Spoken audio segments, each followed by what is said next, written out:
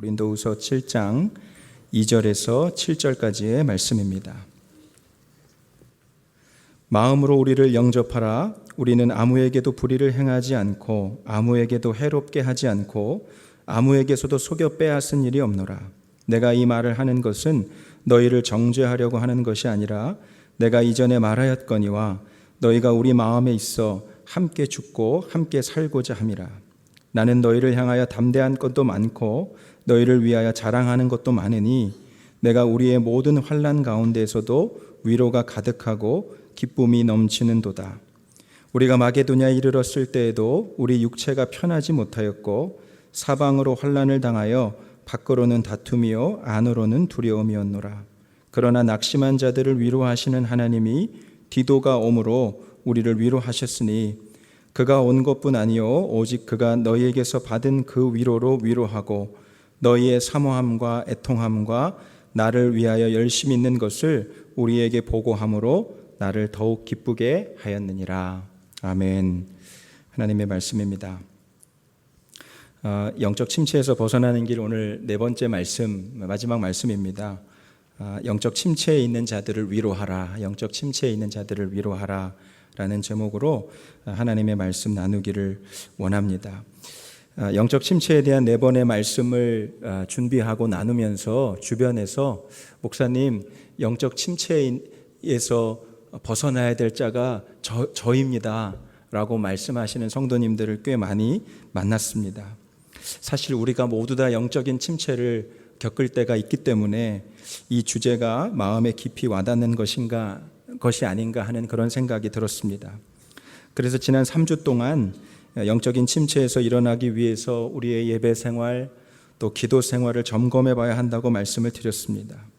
또 주님의 일을 하다가 낙심이 되고 영적인 침체가 올 때 주님을 바라보면서 포기하지 말고 끝까지 일어나서 주의 사명을 붙들자고 말씀도 드렸습니다.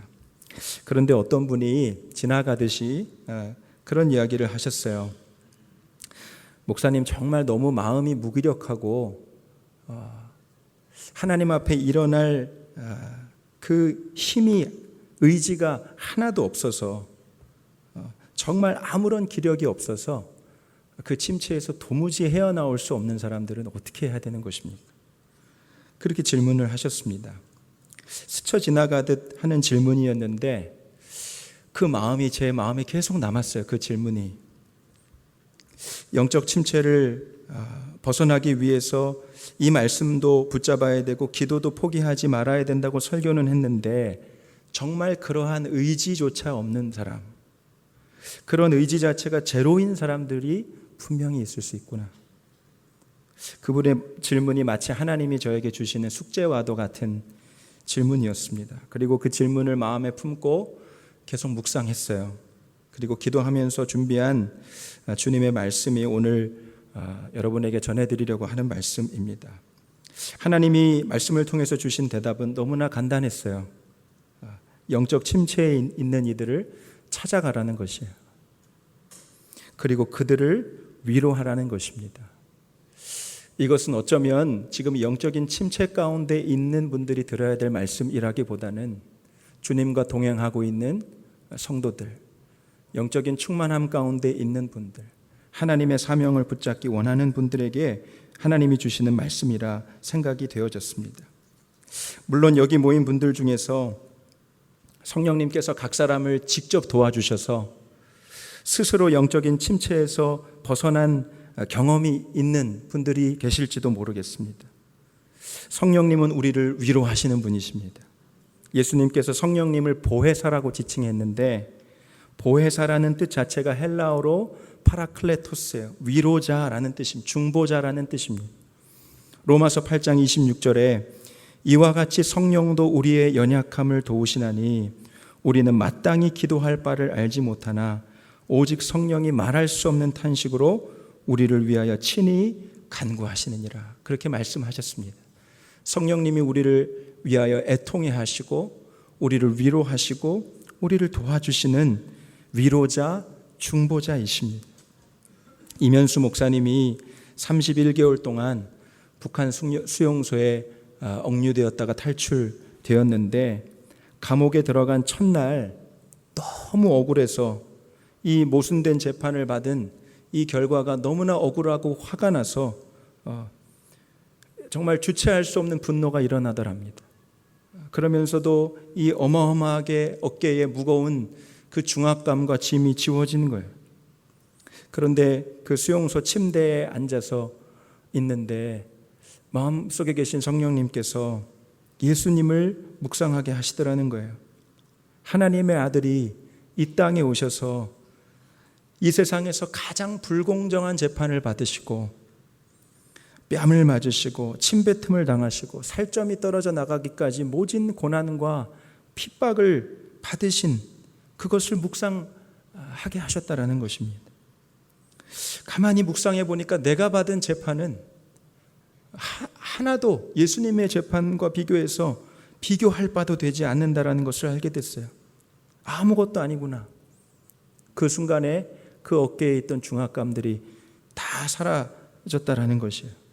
마음이 너무나 편안해져서 잠이 들었는데 31개월 동안 그 수용소 안에서 꾸었던 처음이자 마지막 꿈을 꾸게 됩니다. 그 꿈의 내용을 다 설명해 드릴 수는 없지만 그 꿈을 통해서 성령님께서 주시는 마음이 있었다는 거예요. 이 기간이 하나님께서 허락하신 기간이구나.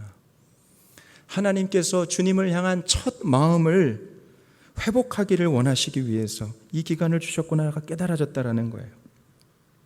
목사님이 이렇게 고백하셨습니다. 목회를 하며 잘 되니 어느새 종교 배우같이 변해서 영적 침체에 빠져 있는 나 자신을 인식하면서 어디 수도원에 가서 6개월 있으면서 영성을 회복하고 싶다는 생각을 했는데 하나님께서 완벽한 수도원으로 보내셔서 하나님과의 관계를 회복할 기회를 주신 것이다. 여기서 바울의 아라비아 3년, 모세의 광야 훈련, 그리고 코람데오의 진정한 의미를 깨달았다. 그렇게 간증을 하셨습니다.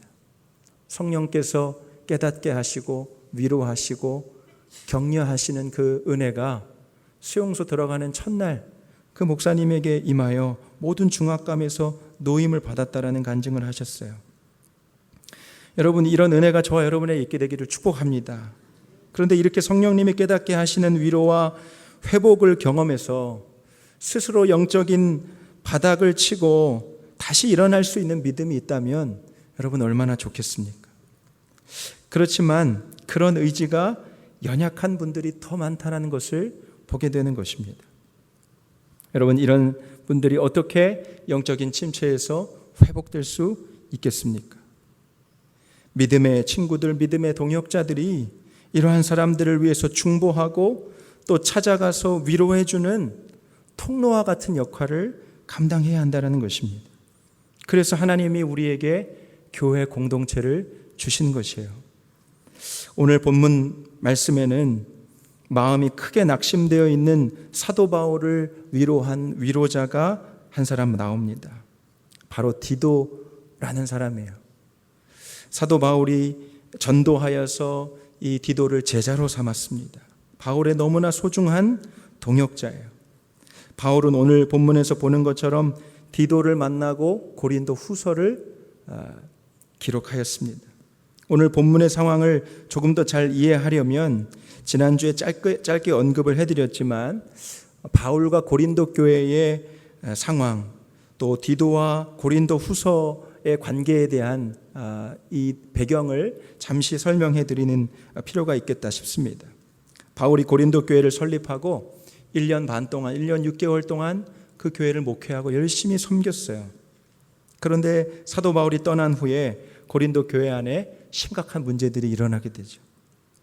바울의 사도권에 대해서 의문을 제기하는 사람들이 있었습니다. 그래서 그 때문에 교회 안에 분쟁이 생기고 분파가 생겼어요. 사도 바울이 예루살렘 교회로 보내는 헌금을 착복했다라고 의심을 제기하는 사람들도 있었습니다. 사도 바울이 말하는 것에 은사가 없었다 그러죠. 우리가 읽는 바울의 서신들은 너무나 충만한 영적인 영감과 도전을 주지만 그가 말하는 것, 이렇게 스피치하는 것에는 능이 없었던 것 모양이에요. 그래서 말씀을 전할 때 아주 카리스마 있는 그런 달변가가 아니라 이게 조근조근 말하는 그 바울의 이 말주변이 없는 것에 대해서 사람들이 수근거렸던 것 같습니다.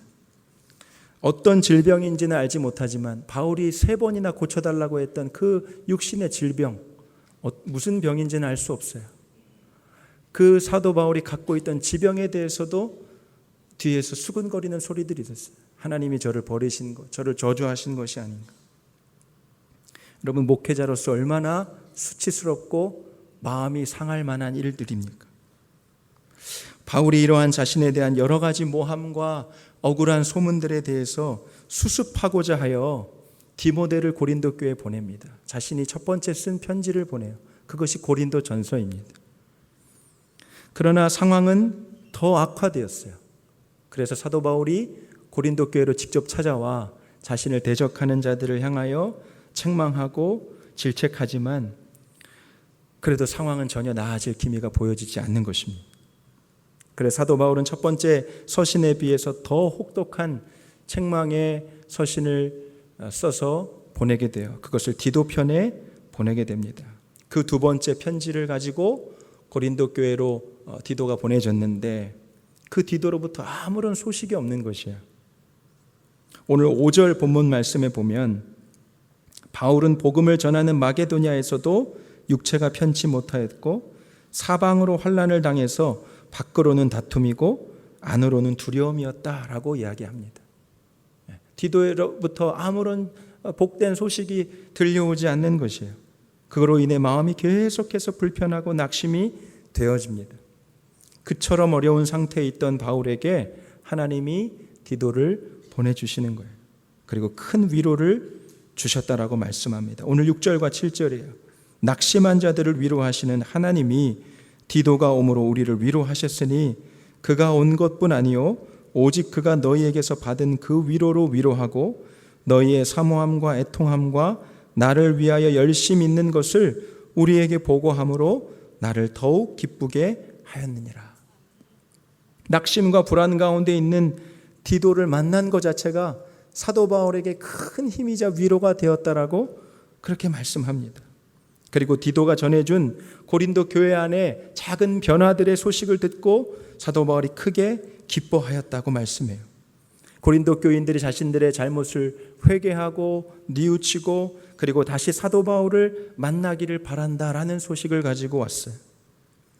물론 사도 바울이 고린도 교인들을 향하여 좋은 방향으로 소식이 바뀌었다라는 이야기를 듣고도 그들을 향해서 마음을 넓히라, 나를 영접하라, 이런 말을 계속하는 것을 보면 아직 교회가 완전히 회복되었다라고 볼 수는 없을 것입니다. 그러나 디도가 가져와 주었던 그 기쁨의 소식, 작은 변화에 대해서 그가 엄청난 큰 위로를 받았다라는 거예요. 새 힘을 얻고 그리고 고린도 교회 성도들에게 쓴 3번째 편지가 바로 이 고린도 후서인 것입니다. 고린도 후서의 주제를 한 단어로 표현하면 하나님의 위로입니다. 고린도 후서의 위로라는 단어가 11번이나 나와요. 구약 성경 욥기 다음으로 이 위로라는 단어가 많이 쓰여졌습니다. 우리가 다 읽지는 않았지만 고린도 후서 1장 서두에 극심한 환난 속에서도 위로를 주시는 모든 위로의 하나님이라고 사도 바울이 하나님을 찬양합니다. 그리고 그 고난 속에서 하나님의 위로를 경험하게 하신 하나님의 목적을 이렇게 설명해요. 고린도후서 1장 5절에서 6절까지의 말씀입니다. 그리스도의 고난이 우리에게 넘친 것 같이 우리가 받는 위로도 그리스도로 말미암아 넘치는도다. 우리가 환난 당하는 것도 너희가 위로와 구원을 받게 하려는 것이요 우리가 위로를 받는 것도 너희가 위로를 받게 하려는 것이니 이 위로가 너희 속에 역사하여 우리가 받는 것 같은 고난을 너희도 견디게 하느니라. 사랑하는 성도 여러분, 하나님은 위로의 하나님이시라고 했습니다. 그리고 이 하나님은 저와 여러분을 사용하셔서 위로할 자들을 위로하기 원하시는 분이세요. 마음이 상한 자, 낙심한 자, 영적으로 침체되어 있는 자들을 디도와 같이 사도 바울과 같이 저와 여러분을 사용하셔서 위로하시고 일으키시기를 원하시는 것입니다. 주님과의 관계가 깊어지면 변화되는 것이 누군가를 위로하고 중보할 마음이 끊임없이 일어난다라는 것입니다. 영적으로 외롭고 힘든 이들이 계속해서 생각나고 그들을 돌아보게 되는 것입니다. 여러분, 왜 그럴까요? 왜 주님이 그런 생각과 마음을 우리에게 주시는 것일까요? 우리의 삶이 힘들고 어려울 때 하나님께서 주의 천사와 같은 하나님의 사람들을 보내셔서 우리를 위로하게 하신 일들이 너무나 많기 때문이에요. 때로는 부모님이, 때로는 아내가, 때로는 우리의 자녀들이, 때로는 믿음의 동역자들이 건넸던 그 위로의 말, 생각지도 못했던 그 위로의 메시지들, 정말로 영적인 침체에 있을 때 찾아와 주어서 기도해 주었던 그 짧은 기도들이 오늘 나를 지탱해 주고 오늘 나를 영적인 침체 가운데서 용기를 북돋워 줬다는 것을 우리가 깨닫게 됩니다. 성령님이 그것을 깨닫게 하시면서 우리도 또한 다른 누군가에게 영적인 깊은 슬럼프와 그리고 영적인 깊은 침체에 있는 자들을 찾아가 그 위로자가 되어주라고 우리를 권면하시는 것입니다. 저는 개인 기도 시간을 가질 때 기도의 내용의 비율을 따지자면 20%는 선교 완성과 교회를 위한 기도를 드립니다. 그리고 나머지 한 80%는 다른 이들을 위한 중보 기도가 대부분인 것을 보게 돼요. 그런데 말이 80%지 이 기도에 집중하다 보면 중보해야 될 사람들이 끊임없이 생각이 납니다. 이제 내 기도를 좀 해보자. 우리 가정 기도를 해보자. 우리 가족들 기도를 해보자. 이제 내 사역을 위해서도 좀 기도를 해보자. 기도를 시작하면 기도가 막히는 것을 경험할 때가 종종 있습니다. 그리고 어느덧 다른 사람들을 위한 중보의 기도로 바뀌어져 있는 것을 보게 돼요. 그럴 때가 너무나 대부분입니다. 이제 기도를 마치고 자 이제 집으로 돌아가야겠다. 자리를 일어설 때 일이 다 맞춰진 것 같지 않은 불편한 마음이 있습니다. 왜냐하면 아직도 미처 간구하지도 못한 중보의 기도의 제목들이 너무나 많이 남아있기 때문이에요. 왜 그럴까 항상 그런 생각이 들었습니다. 그런 고민을 하는데 얼마 전에 주님이 마음에 그런 감동을 주셔서 아내와 나눈 적이 있어요. 성령님이 그런 감동을 주십니다. 너 기도의 빚이 많이 있잖아. 너 기도의 빚이 많이 있지 않니? 그런 감동을 주세요. 기도에 대한 두 가지 빚이 있다는 것을 깨닫게 하셨어요. 첫 번째는 내가 많은 이들의 중보 기도를 받으면서 살고 있다. 많은 이들로부터 하나님의 위로와 격려와 소망을 받으며 살고 있다라는 것이 첫 번째였고, 또 다른 하나는 하나님의 위로가 필요하고 용기가 필요한 많은 성도들, 많은 동역자들의 기도 제목을 받을 때, 기도 제목을 들을 때가 있잖아요. 그때 무심코 뭐라고 이야기합니까? 집사님, 목사님, 권사님, 제가 기도할게요. 얼마나 힘드세요? 제가 꼭 기도할게요. 하지만 정작 기도하지 않고 넘겼을 때가 얼마나 많은지요. 찾아가서 신방하고 주님의 마음을 전하고 중보하며 주의 위로를 전해줘야 될 수많은 이들이 있는데 그 책임을 다 하지 못했다라는 책망의 마음을 성령님이 주시는 것이었습니다. 지난 3월에 아버님이 큰 수술을 받으실 때쯤에 제가 섬기는 예배위원회 안에 한 성도님, 봉사하시는 한 성도님이 병원에 입원하시게 되었습니다. 그때는 저 자신도 경황이 없던 상황이었기 때문에 신방을 한번 가야지 병문안을 가야지 생각만 하다가 결국에는 가지 못했어요. 그리고는 시간이 지나고 그 성도님이 퇴원을 하셔서 집으로 오셨다는 소식을 듣고 제가 집으로 찾아가 방문하게 되었습니다. 그 성도님께서 집으로 신방 와준 것에 대해서 너무나 감사하고 고맙게 생각하셨어요. 그런데 한편으로는 마음에 약간의 섭섭한 감정이 있으신 것이 느껴졌어요. 병상에 누워서 마음이 괴로울 때 그렇게 제가 생각이 나더랍니다. 목사님이 좀 와주셨으면 좋겠다. 헤어지면서 그 성도님께서 그렇게 말씀하세요. 눈물을 글썽이시면서 목사님, 누가 아프다고 하면 제일 먼저 찾아가 주는 목사님이 되어주세요. 성도 중에 누가 아프다고 하면 제일 먼저 찾아가서 기도해 주는 목사님이 되어주세요. 목사님이 와주는 것만으로도 힘이 돼요. 목사님이 와서 기도 한번 해주는 것만으로도 힘이 돼요. 제가 그 성도님의 얘기를 들으면서 내가 너무 늦게 왔구나. 변명의 여지 없이 하나님 앞에 큰 죄를 지었구나. 그런 회개가 되었어요. 요즘도 그 성도님의 그 말씀이 제 마음에 계속 울려요. 하나의 목표가 된 것 같아요. 가장 아픈 사람, 영적으로 침체되어 있는 사람 가장 먼저 찾아가는 목사가 되자. 사랑하는 성도 여러분, 기도할 때 영적으로 지쳐 있고 침체되어 있는 분이 혹시 생각나시는 분이 있습니까? 미루지 말고 주님의 이름으로 기도하면서 찾아가 보시기를 축복합니다. 계속 생각나고 마음에 뭐가 얹힌 것처럼 생각나는 그 영혼, 기도해 줘야 되는데, 찾아가 줘야 되는데, 주의 마음을 전해줘야 되는데, 여러분, 그 낙심된 영혼이 여러분 마음 안에 가시지 않는다면 성령님께서 여러분을 디도로 쓰시겠다라는 너무나 중요한 사인인 것이에요. 목사님, 저는 아무 능력도 없는데요, 제가 부유하지도 않고 제가 영적으로 힘이 있는 것도 아닌데 무슨 수로 위로할 수 있을까요? 제가 무슨 도움이 될 수 있겠습니까? 그것이 맞는 대답일지도 모릅니다. 우리가 영적인 침체에 있는 이들을 마음을 바꿔내고 그들의 삶의 문제를 송두리째 바꿔낼 능력이 우리에게는 없어요.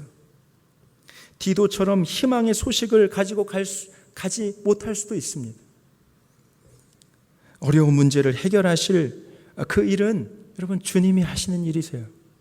그렇다면 우리의 일은 무엇입니까? 주의 마음으로 영적인 침체 가운데 있는 이들을 찾아가는 것만으로도 충분할 수 있어요. 그저 주님의 마음으로 함께 마음 아파해주고 어떻게 해 하며 눈물을 흘려줄 수 있는 여러분, 그 눈물로도 충분할 수 있어요. 그 심령에 함께 울어줄 수 있는 주의 마음으로도 충분할 수 있어요. 그것이 얼마나 하나님이 기뻐하시는 일인지 모릅니다. 그 영혼이 살아나는 기회로 주님이 주신 것인지도 몰라요. 2012년에 영화배우 차인표 씨를 중심으로 많은 연예인들이 뜻을 모아서 Cry with Us라는 콘서트를 열었습니다. 북한에서 탈북한 이들이 겪는 어려움들을 알리고 이들의 인권이 보호받아야 됩니다. 그 뜻을 많은 사람들에게 알리고 관심을 요청하는 목적으로 열린 콘서트였어요. 거기서 차인표 씨가 그 자신의 어린 시절 일화를 한 것이 제 마음에 인상적으로 남아 있습니다. 자신이 4살 때, 어린아이였을 때 밖에서 놀다가 지하실에 난 아주 자그만 그 창문 틈에 머리를 디밀었대요. 그런데 그만 머리를 빼려고 하는데 이 창틈에 머리가 끼어서 빠지지를 않는 것입니다. 머리가 낀 상태로 보여지는 것은 지하실 안에 어둡고 캄캄한 칠흑 같은 어두움 뿐이었어요. 얼마나 그 아이가 무서웠겠습니까? 소리내어 울었지만 그냥 그 울음소리는 공허하게 지하실에만 퍼져 나갈 뿐이에요. 그때 옆에서 놀고 있던 자기보다 1살 많은 5살짜리 형이 자신의 모습을 보고 달려왔습니다. 그리고 머리가 창틈에 끼어 울고 있는 그 자기 자신을 보면서 그 형이 한 행동은 동네가 떠나갈 듯이 큰 소리로 울기 시작하는 것이었어요. 그 형의 울음소리를 듣고 어머니가 달려와서 그 차인표 씨를 빼내주었다는 거예요. 그 자신의 어린 시절의 일화를 한 가지를 이야기하면서 뒤에 이어 이렇게 이야기했습니다. 사랑하는 여러분, 이것이 바로 함께 울어주는 힘입니다. 위로받을 곳 없고 기댈 곳 없는 탈북자들을 위해 함께 울어주자고 호소했어요. 저는 이것이 우리를 향한 주님의 마음일 것이다라는 생각이 들었습니다. 영적 침체를 겪고 있는 이들을 위해 위로하는 것, 하나님이 주시는 작은 주님의 위로를 가지고 전하는 것, 그 영혼을 신방하여 함께 울어주고 기도해 주는 것, 여러분, 그 작은 행동일지라도 여러분이 순종하여 걷는 그 순종의 발걸음을 통하여 그 영혼이 일으켜지고 건짐을 받을 수 있다라는 사실을 꼭 기억하시기를 축복합니다. 영적인 침체를 겪고 있는 이들을 위하여 위로하는 것은 동시에 우리의 영혼이 새 힘을 얻는 길이기도 합니다. 목사는 안타깝게도 영적인 침체를 겪고 있는 상황에도 사역을 해야 하고 설교를 해야 할 때가 있습니다. 그리고 성도들을 신방해야 되고 기도해 줘야 되는 의무가 있습니다. 어떨 때는 이 일이 참 가혹하다고 느낄 때도 있습니다. 나의 상태도 이러한데 내가 누구에게 기도를 해줄 수 있는 처지인가? 목회자의 삶은 참 힘들다고 생각했던 때도 있었습니다. 그러나 지금은 그런 생각을 하지 않습니다. 지치고 힘들고 연약한 이들을 만나 기도해주고 그들을 주님의 마음으로 권면하고 상담할 때 내 영혼이 하나님이 주시는 새 힘이 부어지는 것을 경험하기 때문입니다. 왜 그렇습니까? 우리가 주님의 사랑과 은혜와 위로를 실어 나르는 통로가 되기 때문이에요. 제가 방글라데시 선교를 갔을 때 아침에 아침 식사 때 우유를 먹은 것이 잘못되어서 제가 장염 증세가 왔습니다. 이틀 동안이나 심하게 앓아 누웠어요. 저희가 해야 했던 사역이 전도 현장에 가서 그 어린 아이들에게 복음을 전도하고 복음을 전하고 그리고 그 아이들을 위해서 일일이 기도해 주는 것이 제가 맡은 일이었습니다. 그런데 그날은 도무지 기도할 힘도 없었고 마음도 일으켜지지가 않았어요. 내 상태가 이런데 내가 무슨 아이들에게 힘이 있어서 기도를 해줄 수 있을까? 그러나 어떻게 목사가 아프다고 알아 누워 있을 수 있겠습니까? 우리 다윗 공동체 지체들은 열심히 나가서 전도하는데 제가 청년이었으면 몰라도 팀원이었으면 몰라도 같이 나갔어요. 힘이 없지만 전도 현장에 나가서 아이들을 위해서 이제 기도해 주는데 너무 힘이 드는 것입니다. 말할 기운도 없었어요. 그리고 한 명 한 명 아이들을 위하여 안수하여 기도하는데 어느 순간 제 마음의 심령에 하나님의 사랑이 부어지기 시작하는 것입니다. 이 아이들이 너무나 극렬하고 이 아이들에게 주님의 마음으로 위로하고 싶고 이들에게 소망을 가지라고 격려하고 싶고 이 아이들 한 사람 한 사람이 너무나 사랑스럽게 여겨지는 주의 마음이 제 심령 안에 부어지면서 닭똥 같은 눈물이 떨어지기 시작했습니다. 그러면서 제가 분명히 경험했어요. 이 아이들을 한 영혼 한 영혼 기도할 때 머리서부터 발끝까지 그 몸살 기운들 그리고 마음 이 육신에 힘이 없는 이 연약한 증상이 이렇게 싹 빠져나가는 그런 아주 신비한 제가 처음 경험해보는 그런 어떤 나쁜 기운이 제가 기도하는 가운데 빠져나가는 것을 경험하게 됐어요. 다른 이들을 주의 마음으로 위로하고 격려하고 기도하는 것은 내 영혼이 또한 살아나는 것이구나. 그때 제가 깨달은 것 같아요. 미얀마 의료 선교를 가서도 600여 명의 환자를 위해서 기도를 해줬더라고요. 600명 기도해 주는 일이 쉬운 일이었겠습니까? 목은 다 쉬어버리고요. 체력적으로는 거의 지쳐서 이제 숙소에 돌아오면 뭐 거의 몸이 뻗기 직전이었어요. 그러나 너무나 분명한 것은 제 영혼은 살아서 너무나 맑은 영적인 상태를 제 안에 가지고 있다는 것이 너무나 신기한 것이었어요. 하나님의 통로가 된다는 것이 이런 것이구나.